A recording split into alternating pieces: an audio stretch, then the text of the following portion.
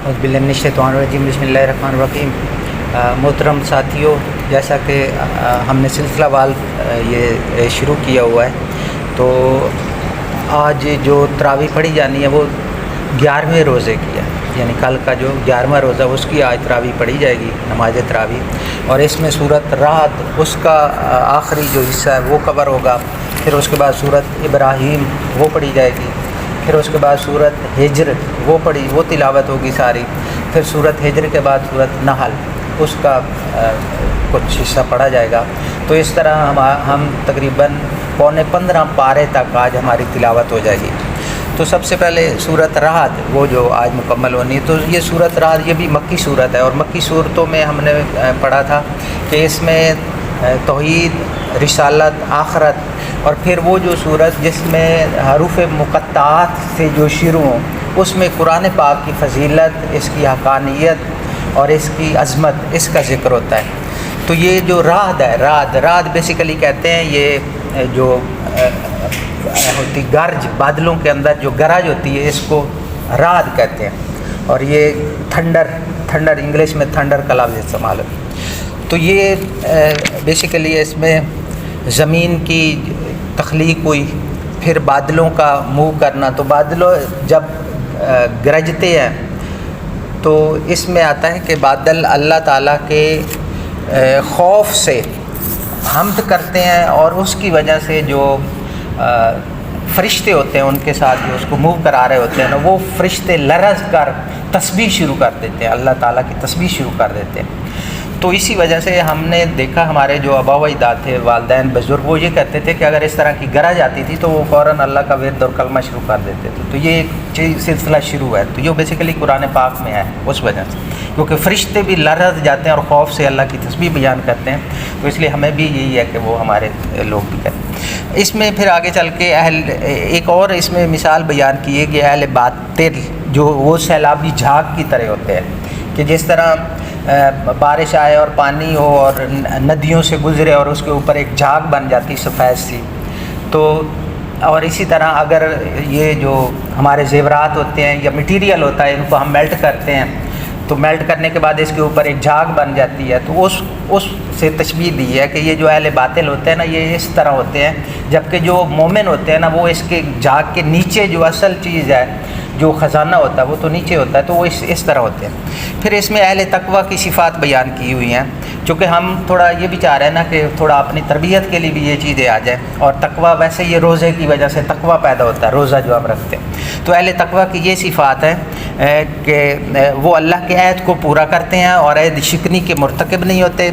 जिन रिश्तों को अल्लाह ने जोड़ने का हुक्म दिया, इन्हें जोड़े रखते हैं, अपने रब से डरते हैं, हिसाब से खौफ रखते हैं, अल्लाह की रज़ा के लिए सब्र करते हैं, नमाज कायम करते हैं, अल्लाह के दिए हुए माल में खुफिया और इलानिया खर्च करते हैं, बुराई का जवाब अच्छाई और भलाई से देते हैं।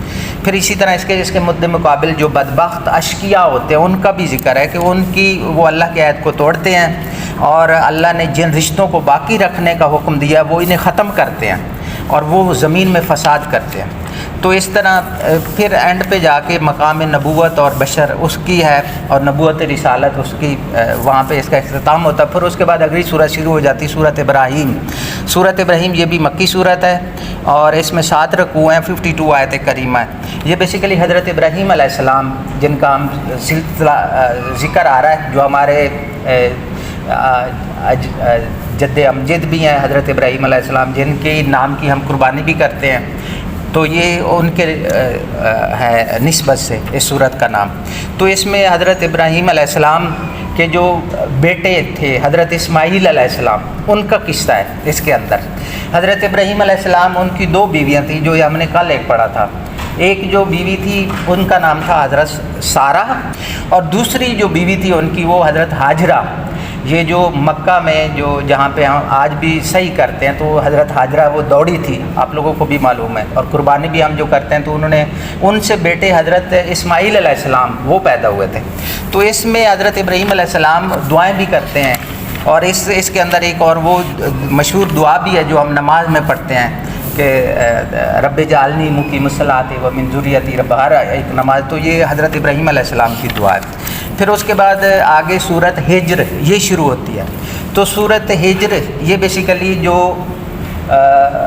ایک وادی ہجر کے نام سے ہے، اور یہ وہ وادی ہے جو مدینہ پاک اور شام کے درمیان یہ وادی تھی، جہاں پہ قوم لوط بھی ادھر ہی آباد تھی، اور قوم صالح حضرت صالح علیہ السلام کی وہ بھی ادھر قوم تھی، تو ان کے اوپر عذاب آئے تھے، تو اس وجہ سے یہ سورۃ ہجر وادی ہجر کے نام ان کا ذکر ہے، قوم سمود کا اس کے اندر۔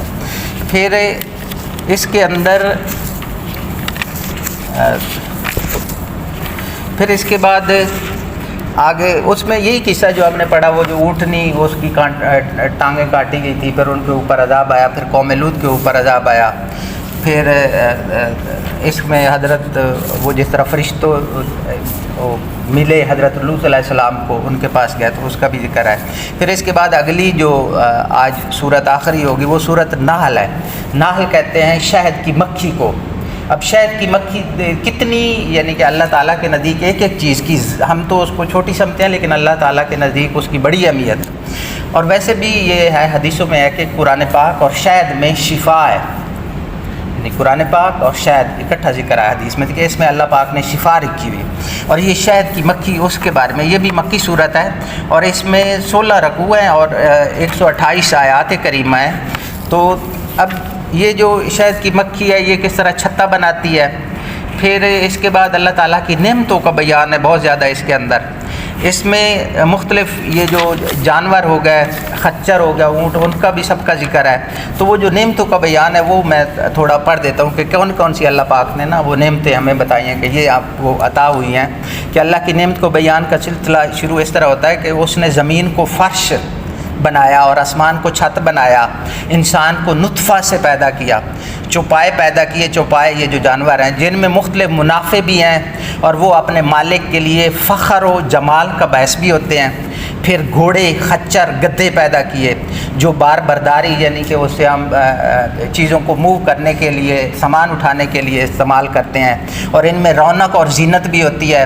بارش وہی برساتا ہے، پھر اس بارش سے زیتون، کھجور، انگور اور دوسرے بہت سارے میوہ جات اور غلے وہی پیدا کرتا ہے۔ پھر رات اور دن، سورج اور چاند کو اسی نے اللہ کی خدمت میں لگا رکھا ہے۔ دریاؤں سے پھر اسی طرح دریاؤں سے تازہ گوشت، یہ جو سمندر یا دریاؤں سے تازہ گوشت اور زیور وہی مہیا کرتا ہے۔ یہ جو مچھلیاں ہم پکڑتے ہیں سمندر یا دریاؤں سے، تو اس کا بھی ذکر ہے۔ پھر اس طرح سمندر میں جہاز اور کشتیاں اسے کے حکم سے رواں دواں ہوتی ہیں۔